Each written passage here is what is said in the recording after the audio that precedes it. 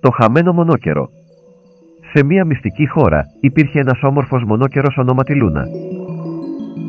Μια μέρα, καθώς εξερευνούσε το μαγεμένο δάσος, η Λούνα χάθηκε. Περιπλανήθηκε για ώρες, χωρίς να μπορεί να βρει τον δρόμο για το σπίτι. Όταν έπεσε η νύχτα, η Λούνα ένιωσε φοβισμένη και μόνη.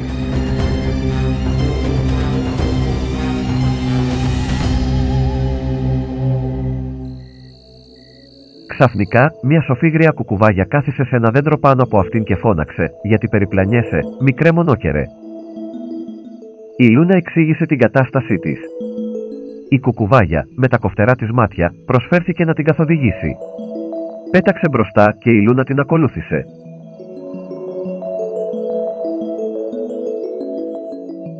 Στην πορεία συνάντησαν έναν ποταμό που ήταν πολύ βαθύς για να τον διασχίσει η Λούνα.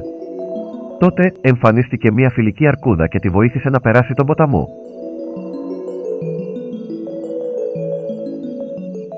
Καθώς συνέχιζαν το ταξίδι τους, αντιμετώπισαν πολλά εμπόδια, αλλά με τη βοήθεια των ζώων, η Λούνα τελικά βρήκε τον δρόμο της επιστροφής.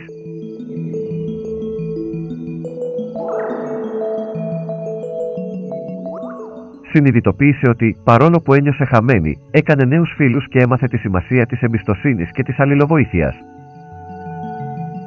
Ηθικό δίδαγμα: όταν είσαι χαμένος, εμπιστεύσου την καλοσύνη των άλλων και πάντα θα βρεις τον δρόμο σου.